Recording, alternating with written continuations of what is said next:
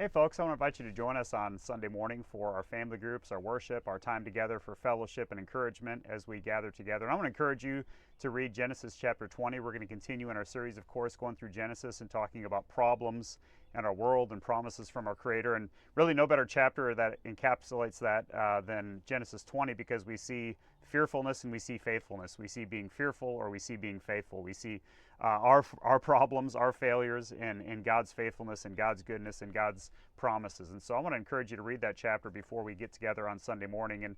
And we're gonna talk about how we can experience less fearfulness by growing in our faithfulness. That when we grow in that faithfulness to God, when we grow in our faith in the Lord, then obviously our fear diminishes. We see less and less fear as we see more and more faith. And that's an obvious thing that we know in our own lives, and we see it throughout Scripture. And we see it in the story of Abraham, as we'll continue to see. Even despite all of the great things that God had done for Abraham, we still see that fearfulness that grasp all of us when we're not careful. And so when we gather together on Sunday morning, I want to encourage you to think through that and really pray, how can God challenge you in areas where maybe you're struggling with fear that causes your faith to be less. And so we're going to consider a couple important lessons that really never expire. These lessons from the story of Abraham and Sarah and what we see in Genesis, and those lessons that don't expire, that still hold true today. So 9 o'clock on Sunday morning, we have our prayer gathering.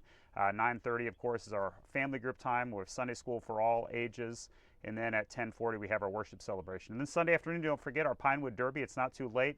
If you want to get a car kit here at the church, $6, and you can participate in the Pinewood Derby. We'd love to have as many people who can come and join us for that exciting event and to support our Trail Life troop during that, but then also just have a good time of fellowship and competition. So looking forward to seeing you on Sunday afternoon, but more importantly, looking forward to seeing you on Sunday morning.